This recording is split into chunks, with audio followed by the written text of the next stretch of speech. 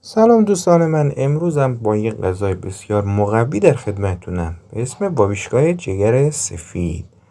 اگه میخواین این غذای خوشمزه رو درست کنید تا آخر این ویدیو با من باشید.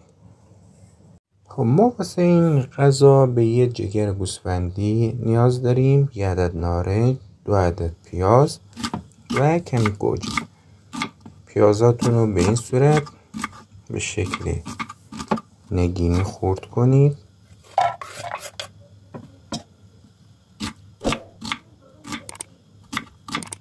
هرچی ریزتر باشه خوشمزه تر میشه.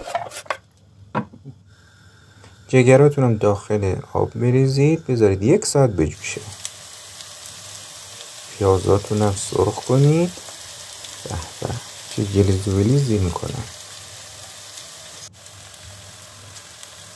کمی زردچوبه بریزید بعد از اینکه پیازتون شیشه ای شد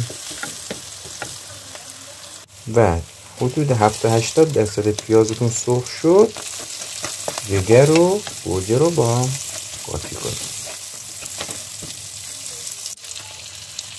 نمک، فلفل و زردچوبه کمی بزنید و کمی هم آب نارنج. غذاتون آماده شد. نوش جانتون. فقط دیسکریپشن رو مطالعه بفرمایید که من اونجا می نویسم که جگر سفید چقدر خواص داره. با تشکر.